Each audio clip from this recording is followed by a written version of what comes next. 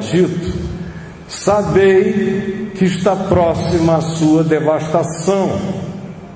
Então os que estiverem na Judéia fujam para os montes, os que estiverem dentro da cidade amuralhada de Jerusalém retirem-se, e os que estiverem nos campos não voltem para Jerusalém, porque estes dias serão de vingança, para se cumprir tudo que está escrito, por exemplo, em Isaías 28:15, num monte de outros textos.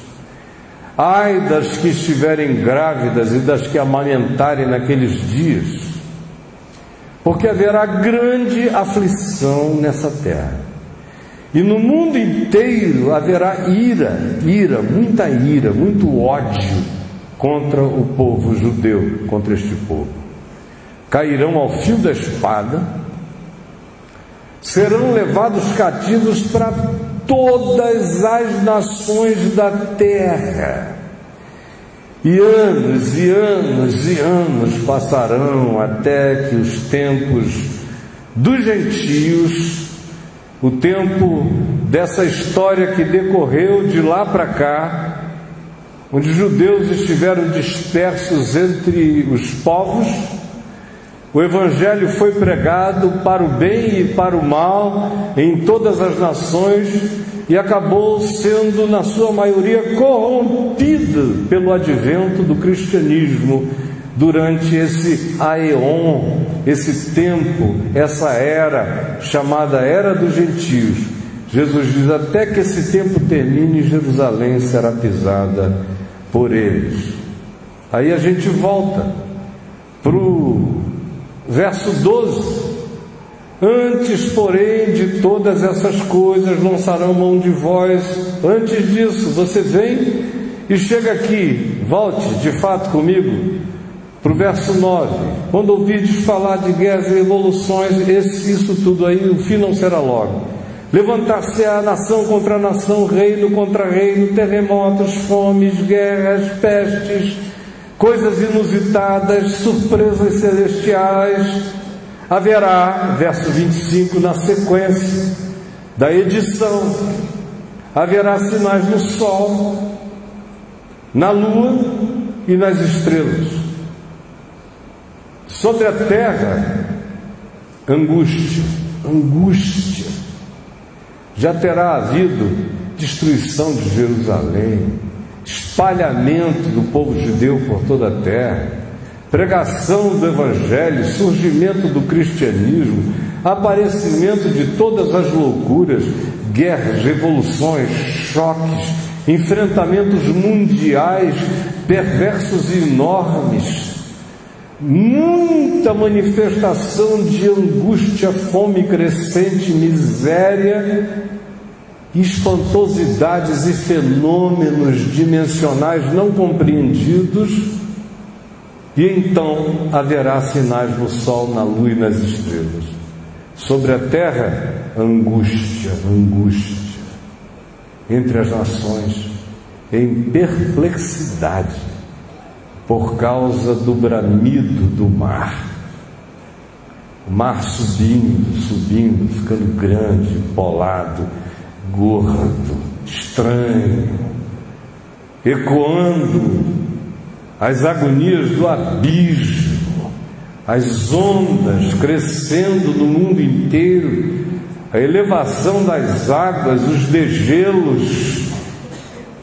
Anteontem, ou há 4 dias atrás, uma nova descoberta, que tudo que aparece no Polo Norte, especialmente no Alasca, onde a pesquisa científica foi feita, todos os icebergs, as pontas, que supostamente sempre contiveram 10% do material para baixo, estão sendo consumidas de baixo para cima, numa velocidade 100 vezes maior do que a pior perspectiva tinha podido contemplar. Está acontecendo agora e o pânico é enorme na comunidade científica, embora haja presidentes que digam que não esteja acontecendo nada.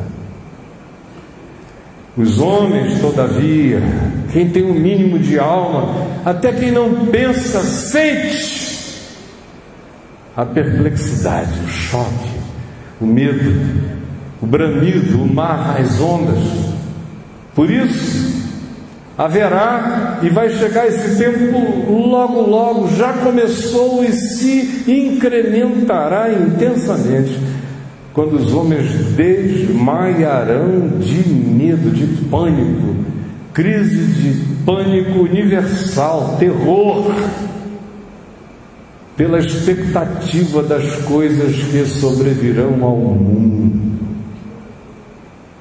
E nesses dias, as expectativas das coisas que sobrevirão ao mundo são também chocantemente relacionadas a essas coisas espantosas que apareceriam. Nós estamos diante do cumprimento apocalíptico que diz que naqueles dias em que esse grande sistema universal, mundial, chamado de a Grande Babilônia, teria o poder de controlar a psique do homem, psique antropon, manipular. Seria também a era não apenas do culto e das trocas e da globalização infinita e impossível de reversão, mas também seria um tempo no qual as próprias estátuas falariam, como disse João. E durante muito tempo os intérpretes do Apocalipse ficaram imaginando como seria, até que a gente chega nessa hora em que isso tudo não precisa de interpretação. As estátuas falarão. As prostitutas estão com os dias contados. Vai ser uma exoticidade contratar uma prostituta diante das Barbies lindas, de carne sintética, com voz programável, com o Kama Sutra como programa implantado para homens e mulheres. Casamento será uma exoticidade humana do passado, um relicário relacional. 80% das profissões em vigência hoje desaparecerão dentro de 5 anos. Você está estudando, tem que repensar se, quando concluir, se diplomar, haverá qualquer necessidade da sua expertise. Provavelmente não, até os médicos estão ameaçados. Porque à distância, a inteligência artificial dotada de todas as capacidades diagnósticas cujos inputs foram colocados nos cérebros das inteligências artificiais, detectam em frações de segundo as possibilidades diagnósticas, sem dizer que o próprio exame é feito e medido e avaliado e constatado e diagnosticado instantaneamente. E o médico ao lado vai só perguntar ao robô se já terminou. Tudo bem? Já acabou? Você vai ficar ali para aquela hora do papai, acabei! Mamãe, acabei! O cara vai lá só para limpar, porque essa finalidade tão gloriosa vai acabar. Por incrível que pareça, quem tem um pouco mais de chance nessa história são os psicólogos, os psicanalistas, os que trabalham com a loucura humana. Terão mais chance, porque o maior problema para os programadores de inteligência artificial é ensinar a imprevisibilidade humana para a máquina inteligente.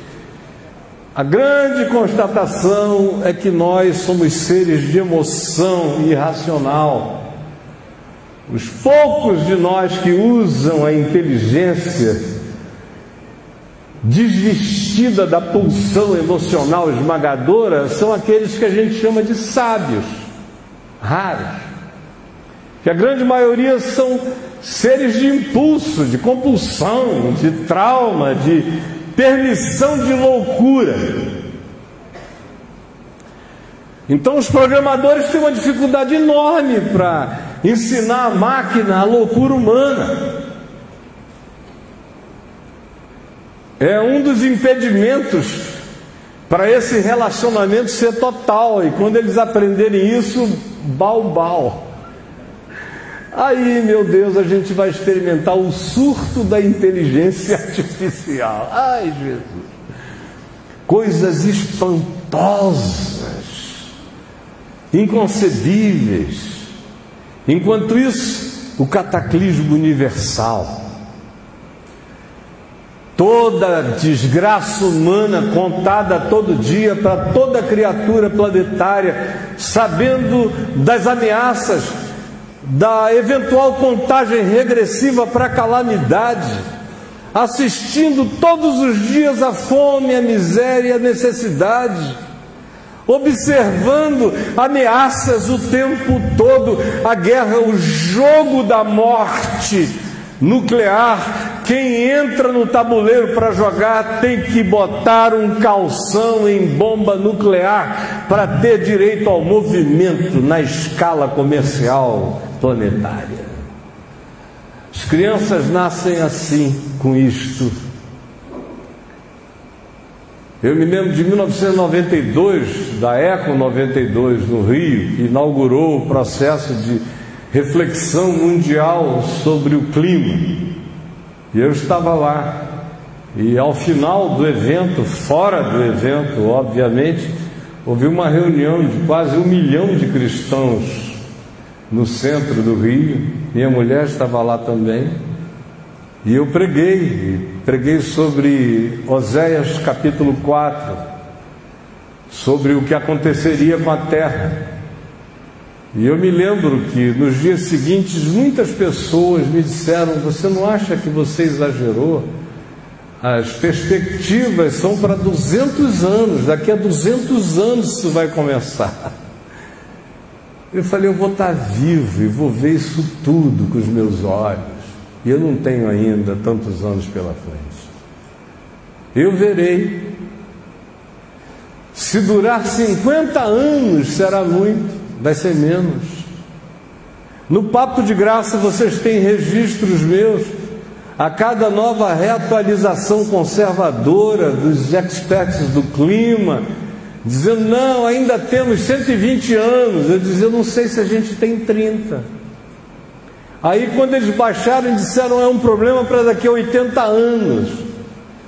Está lá gravado. Eu falei: eu não acho que a gente alcance 10 ou 15 na velocidade que isso está indo. E eles chegam agora e dizem: está sendo 100 vezes mais do que todas as nossas perspectivas, a aceleração disso. As nossas crianças nas creches são ensinadas sobre as ameaças à terra, e tem que ser. Mas a introjeção da perspectiva fica no inconsciente, latente, de alguém pequenininho, de 3, 4, 5 anos, que já sabe que esse planeta tem a chance de não ser permanente, de que algo aconteça, e a angústia está presente. As notícias, eles estão ali brincando nos joguinhos deles, enquanto a gente está ouvindo ou falando sobre outra coisa, e eles estão absorvendo tudo. Tem criança tendo síndrome do pânico com 6, 7 anos de idade. Aquela angústia que ninguém pode saber o que é. O pai está ali, a mãe está ali, está tudo em dia. O que foi, meu filho? E agora isso não dá só na casa de famílias de classe média, de classe alta, como até alguns poucos anos atrás. Tem crianças na favela começando a sofrer de síndrome do pânico. É o último lugar onde a angústia psicológica se instala, é no lugar de extrema pobreza, porque onde há fome extrema, a alma não se dá o luxo de sofrer, a demanda é por sobreviver. Mas agora, além da fome do sobreviver, a angústia de existir no mundo sem esperança. Nem para pobres, nem para ricos, nem para poderosos, nem para fracos, para ninguém. E cresce. E notem, hoje é dia... Que dia é hoje? 27. 27 de julho de 2019, anotem esse dia. Vejam como estará daqui a 2 anos. E vocês vão se assustar com o que vai acontecer de velocidade, no cumprimento de tudo isso, nas angústias, nos ecos, nos roncos, nos medos universais do mar subindo, crescendo, litorais ameaçados, continentes devastados, líderes mundiais que falam em guerra como quem brinca de um joguinho digital. E a alma humana sorvendo impotências no meio disso tudo, apelando para a magia, tentando eleger presidentes que supostamente teriam o poder da magia, das soluções súbitas. O surto universal cresce, o apelo para as soluções de natureza politicamente mágica, economicamente mágica, tomam conta da gente. Quem quer que chegue com a cara de pau de prometer algo impossível, todos nós nos arregimentamos em grande multidão para dizer: já tentamos de tudo, tentemos mais esta, mas é apenas a manifestação coletiva da nossa angústia pessoal, da nossa crescente desesperança. Eu não falo deste país, eu estou falando da terra, do mundo, da humanidade, da qual você faz parte. E o que é extraordinário é que Jesus começa a falar desse templo, diz: vai cair tudo que é pedra aqui. Quando Jerusalém for cercada pelos romanos, isso vai deflagrar um processo milenar, esse povo vai ser espalhado por todo mundo, haverá um aeon, uma era. Dentro dessa era surgiu o cristianismo e a história universal que a gente narra nas escolas. Enquanto isso, ele cai em particularidades. Quanto a vocês, perseguição, morte, traição, todas essas coisas, mas olhem para a terra. Na sequência, o que vem é muita guerra, muita revolução, muita ideologia, muita mudança política, muito surto messiânico, guerra nação contra nação, reino contra reino, devastação, fome, terremoto, cataclismos, o mundo crescendo, o mar ecoando, a terra tremendo, coisas espantosas surgindo, e a alma humana não saberá o que fazer com essa síndrome de agonia e desespero. E aí vem essa expressão de natureza psicológico-escatológica que diz: homens desmaiarão de terror. Homens desmaiarão de terror. Isso já está acontecendo, mas nos próximos 10 anos vocês vão ver. Vai ter gente andando na rua, vai entrar em estado de sufocação, o cara encosta num banco e desmaia. Como já acontece em várias cidades da Europa, vai acontecer em toda a terra. Homens, mulheres, crianças. É pânico, é medo, é angústia, é desesperança. Quem vai querer ter filhos nesse mundo? É o que a gente vê.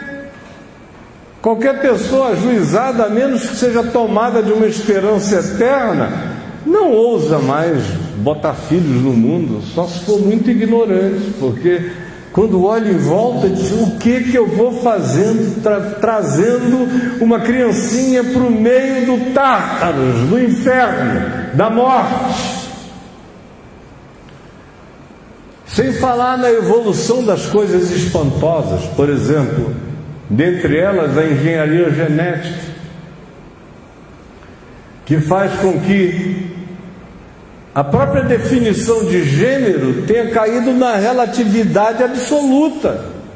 E não é marxismo cultural, é evolução genética que fez isso. Porque hoje você pode nascer com um pênis, se sentindo uma mulher, tomar todos os hormônios, tirar seu pênis, inverter a sensibilidade erótica, construir uma vagina e ficar grávido. Grávido hoje, há homens engravidando. Isso relativiza tudo. O primeiro homem grávido que eu vi já tem uns 12 anos. Todo mundo que nasceu de lá para cá, aquele foi só o primeiro de muitos outros que engravidaram. A notícia corre, se espalha, as pessoas sentem, relativiza o fato de que filhos saem de um ventre materno. Filhos saem de um ventre, a ciência define qual é, se você escolher. Mulheres podem virar homens do ponto de vista físico, e algumas são parrudas, poderosas, não cai para dentro que ela te janta.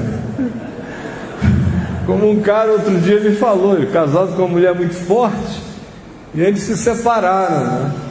E eu liguei para ele e falei, puxa, que pena, fulano e tal. Ele falou, a gente estava brigando já demais.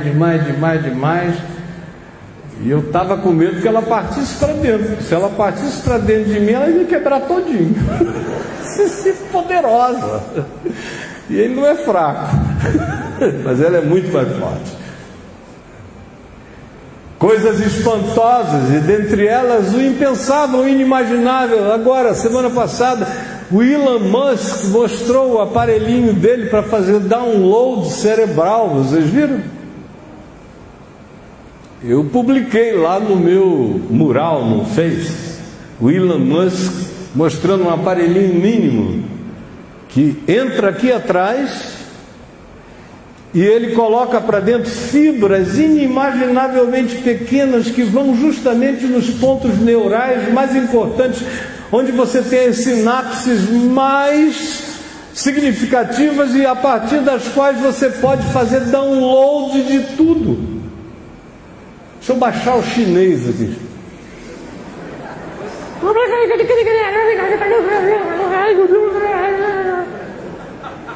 Isso é impressionante, né? Deixa eu baixar a Ilíada. Deixa eu baixar o que eu quiser. Isso é só o começo, não haverá limites para nada disso. Haverá pessoas fazendo implantes cerebrais para adquirirem capacidades praticamente paranormais. Vai ser natural. É como botar piercing, fazer tatuagem. Vai virar isso. É como o celular, que começou como começou e se tornou o que se tornou e já está obsoleto, porque o próximo passo é ele se transformar em lente de contato, em óculos, ou, se você tiver dinheiro, fazer download direto para o seu cérebro. Se eu andando na rua, olhar assim, quem é essa pessoa? Para o Google interior. Google interior. Você não vai precisar falar, porque eles estão desenvolvendo equipamentos que leem vibrações aqui. Você vai poder ter uma conversa celular muda. Só pensando, porque no ato de pensar você já tremula cordas vocais que emitem vibrações interpretadas pela máquina e que vão embora com a sua voz para o ouvido do outro. Aí você olha na rua, vem passando alguém, se eu já vi esse cara em algum lugar. Google, de onde? Fulano de tal, mora na rua tal, foi casado 3 vezes, não sei o que e tal, tem ficha policial, não, foge dele, devendo um monte de gente, pinta de estelionatário. Você vê uma menina linda, Google, quem é ela? Cuidado. Está fazendo tratamento para sífilis, teve 4 gonorreias. É linda, linda, linda, mas é só por fora. Não visite certas regiões que você sairá assombrado. Todo mundo em estado de agonia e desconforto, todo mundo vigiado. Estão me ouvindo? claro. Vai ser visto e ouvido em tudo que é lugar. Acabou uma transa solitária, tudo é público, bem feito. Você é a geração do nude. Seu lugar mais fotografado. Quer de perfil ou quer frontal? Coisas espantosas. Angústia entre as nações, cataclismos de natureza climática e de meio ambiente, angústia política impensável. Você todo dia amanhece sem saber o que vai acontecer, porque os loucos estão soltos com o cetro do poder político na mão, vociferando insanidades todo dia, como meninos que praticam bullying, transformando a terra numa escola primária de retardados que ficam se provocando todo dia, o dia inteiro. E a alma, no meio disso tudo, é insuportável. Aprenda o Evangelho, aprenda a palavra, entenda a alma, para não se suicidar. Bote as suas raízes no Evangelho, na rocha, porque a ânsia de morrer está crescendo no mundo. São pastores se suicidando porque a esperança acabou. Tinham posto toda a sua esperança no cristianismo, e o cristianismo fracassou, acabou. É a era pós-cristã, é a sociedade líquida. O que está acontecendo nos Estados Unidos, de os cristãos evangélicos terem eleito um presidente com base no pinto, na pepeca, no ânus e no casamento anti-gay. O resto não interessa se ele vai destruir o mundo, desde que preserve a moral interior das igrejas batistas do Sul. Está tudo bem.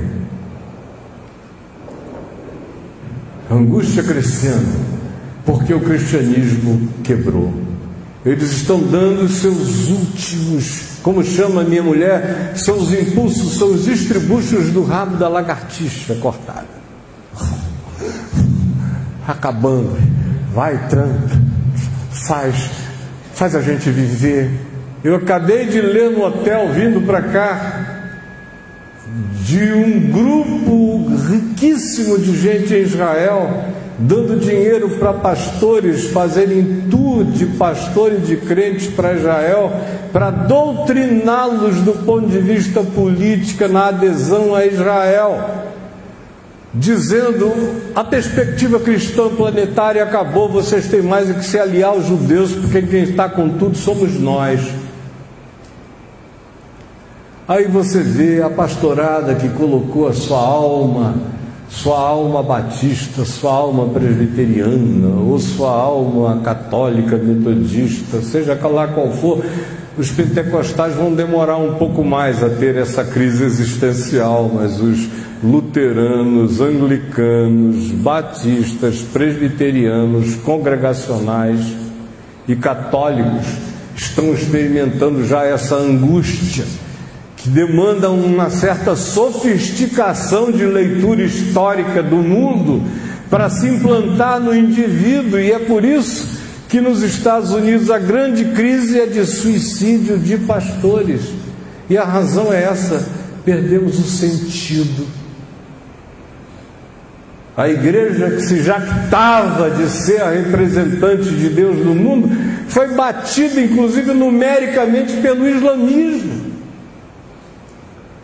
E o que você tem é uma quantidade enorme de cristãos que tinham essa esperança. Outros ainda são seres básicos demais para terem sequer percebido isso. São esses que alimentam ainda o cristianismo, porque os pensantes historicamente desistiram faz tempo, já caracterizaram essa era como pós-cristã faz muito tempo.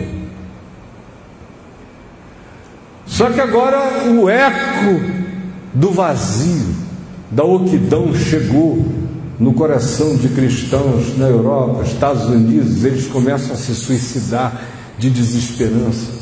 A teologia da prosperidade acabou com a eternidade. E agora, como viram que a prosperidade não prospera e a eternidade não está lá mais, eles não têm para onde ir. São cristãos sem esperança, como Paulo disse, reduziram a sua esperança em Cristo apenas a esta vida e se tornaram os mais infelizes de todos os homens. Coisas espantosas, angústia entre as nações, pânico, medo, terror, desmaio.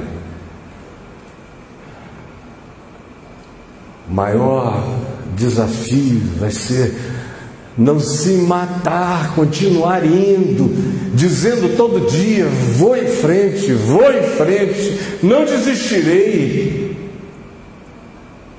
Aqui mesmo, nesse auditório. Eu não vou perguntar, é claro, porque eu também não teria sinceridade suficiente nas respostas.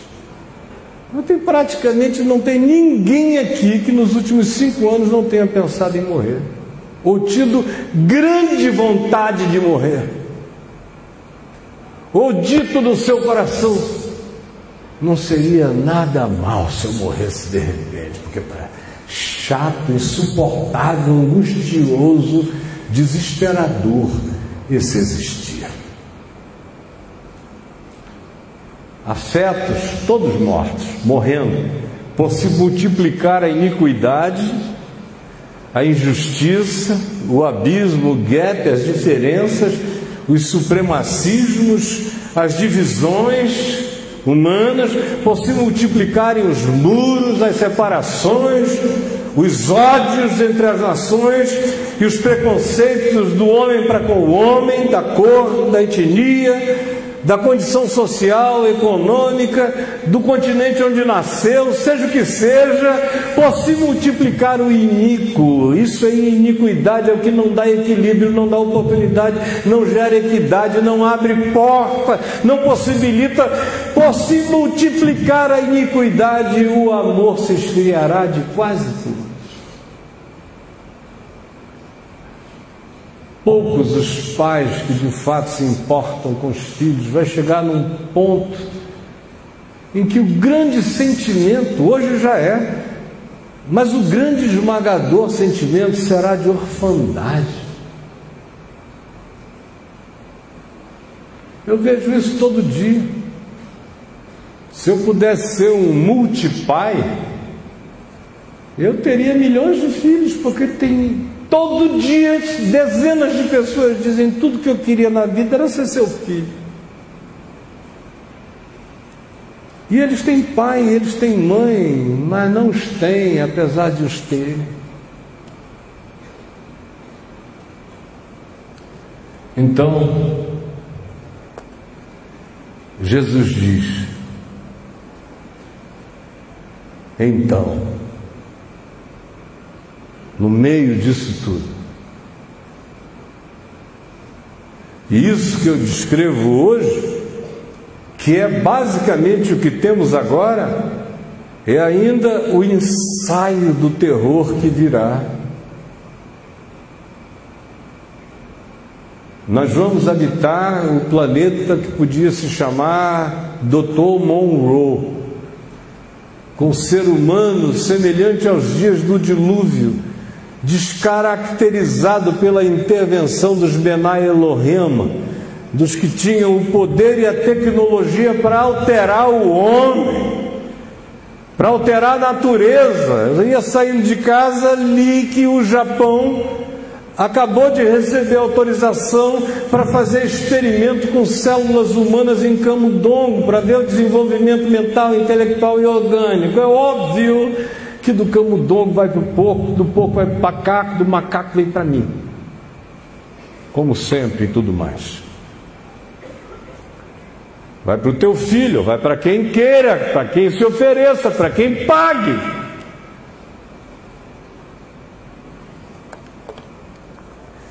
E Jesus disse: assim como foi nos dias do dilúvio, nos dias de Noé, assim também será nos dias da vinda do Filho do Homem. então se verá o Filho do Homem vindo numa nuvem com poder e grande glória. Qual foi a última vez que você ouviu isso? Faz anos, né? Anos. Você pode ir de igreja em igreja, de lugar em lugar. Você vai ouvir do gafanhoto que Deus vai te prosperar, que você vai ficar rico. É tudo complexo de pobreza, inferioridade, de burrice. Aquele povo, eu vou ser alguém na vida. Garoto, burro idiota.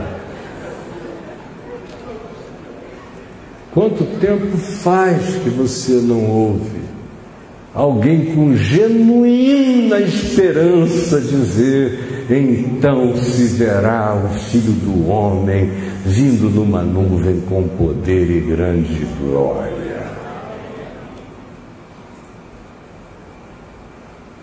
Os cristãos continuam cristãos por causa da necessidade social do ajuntamento, não é mais por causa da esperança do Evangelho. Deixou de ser há muitos anos. Você está aqui só no hábito, só na roda, só no hamster, no condicionamento, mais discípulo de Pavlov do que de qualquer outra coisa. Não, se eu não for, eu fico vazio, eu fico angustiado, tenho medo de ficar só no mundo, deixa eu ir lá, tem gente. Tem cântico, eu vou, graças a Deus, porque a alternativa é a solidão, a embriaguez, a droga, o suicídio, mas não é ainda pela motivação correta. Ora, essa frase de Jesus que eu vou ler aqui, você então já não ouve há muito tempo. Ora, ao começarem estas coisas a suceder, elas já começaram? Exultai e erguei as vossas cabeças, olha para cima, porque a vossa redenção se aproxima.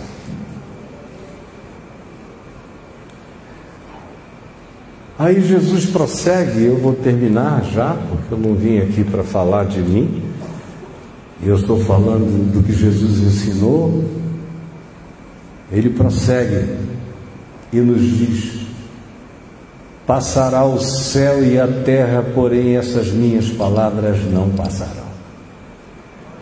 Meu querido, se Jesus é quem a gente diz que Jesus é, e se Ele é quem eu creio que Ele seja, e se Ele ressuscitou dos mortos de fato, como eu creio que Ele ressuscitou, então nós estamos diante da declaração mais esmagadora e da descrição histórica mais implacável, mais realista, mais chocante que se possa conceber, maior do que a realidade jamais imaginada ficcionalmente.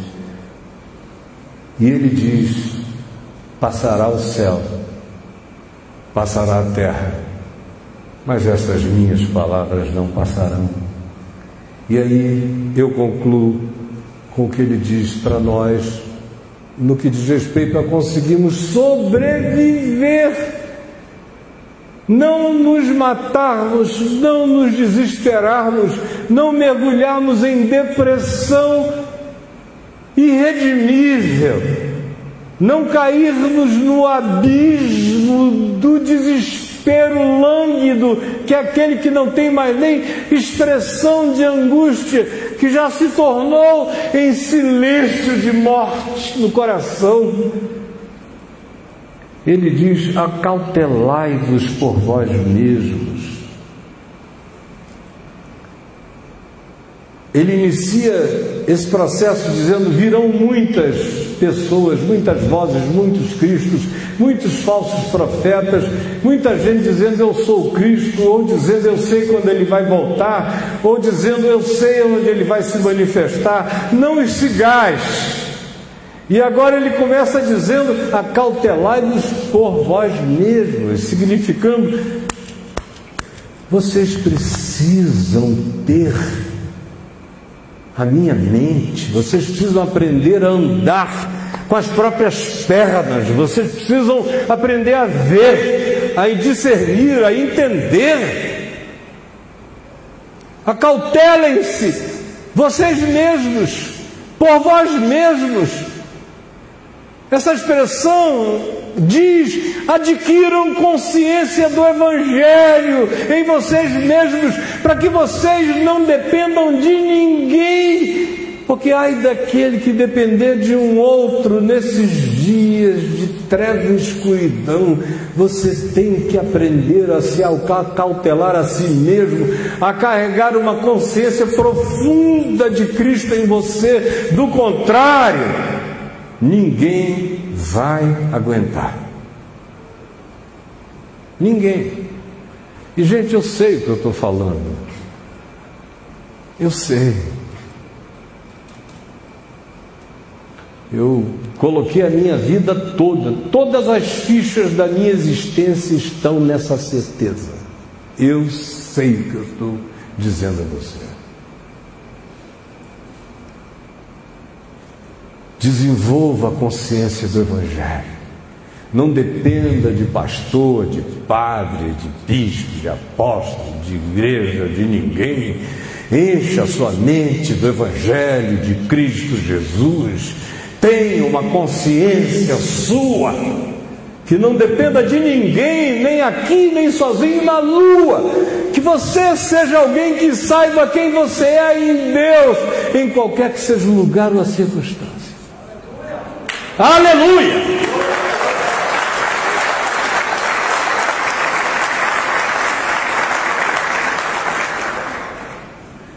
Acautelai-vos por vós mesmos, para que nunca vos suceda que os vossos corações, mente, emoções fiquem sobrecarregados por esse clima, porque imagina se esse clima não sobrecarrega.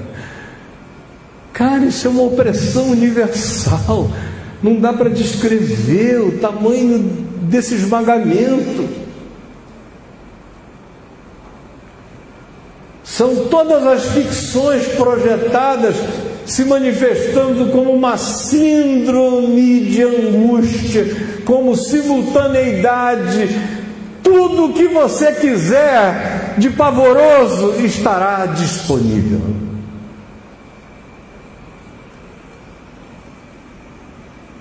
Tomem cuidado para que nunca não abra a porta para isso. Nunca vos suceda que os vossos corações fiquem sobrecarregados com as consequências disso.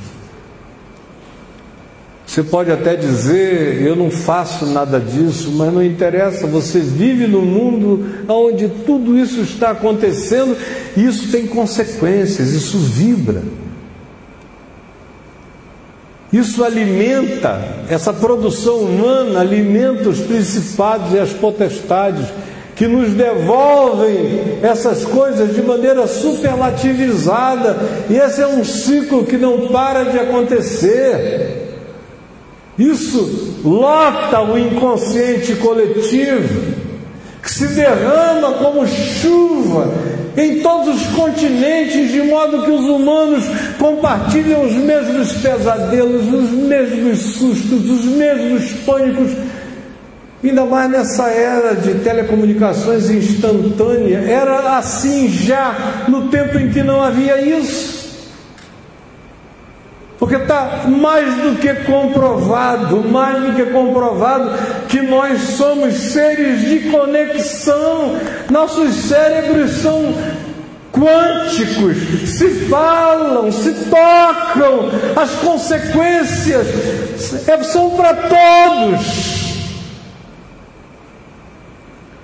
Não adianta dizer: não, eu estou livre disso porque eu não pratico isso. Isso facilita para você, mas não te salva ainda. Por isso, acautelai-vos por vós mesmos. Blindem o cérebro, a mente, as emoções. para que vocês não sejam atravessados.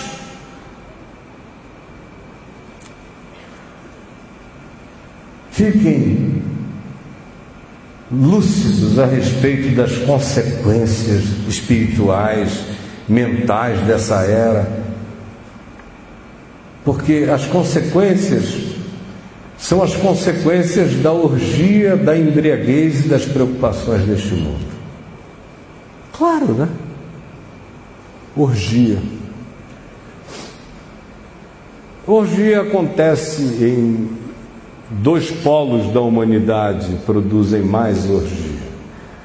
Um é a luxúria, quando você tem sobrando, aí você faz orgia, você fica surubento. Quando você é moderado, é um homenagem à troca. Mas vai de tudo. Zoofilia, todo tipo de patologia sexual, tudo vai se tornando simples e normal. Lá em Brasília tem uma casa no Lago Norte que já várias pessoas me disseram que tem um jumento lá. Alta sociedade frequenta. Tem mulher que entra embaixo do jumento, aí o jumento tem homem também que adora o jumento.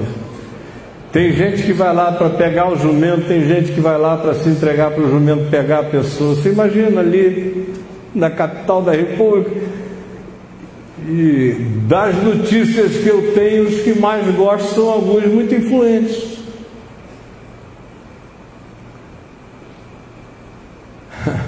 E olha que isso é fofoca de capital, porque essa coisa está acontecendo mesmo, é no normal. Essa semana a gente ouviu aqui, outro dia, quem foi?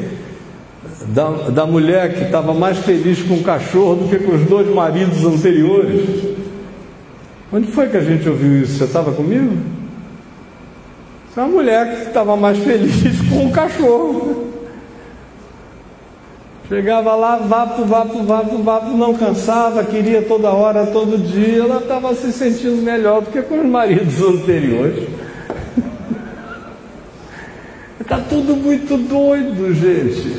E não tem nada a ver com discurso moralista, é só a doença mental, a orgia.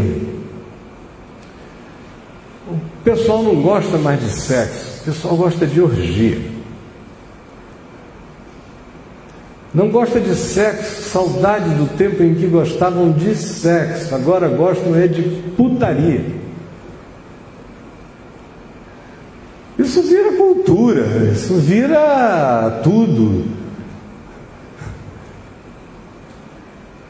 Se eu chegasse aqui pelado de 4, com essa bunda velha e branca, subindo por ali com uma rosa na cabeça e um guarda-chuva na região, eu poderia evocar isso como arte. Fui ao centro de convenções, ninguém me entendeu. Ninguém me entendeu, povo dessensibilizado. Aqui, porque tem alguns lugares da terra onde eu seria aplaudido em pé. Que coisa linda, além de tudo é um reverendo. Ai. Guardem a cabeça, limpem a mente, tenham em vocês uma consciência própria, fundada no Evangelho, na mente de Cristo, para que vocês não sucumbam às consequências, ao volume, à atmosfera espiritual da orgia.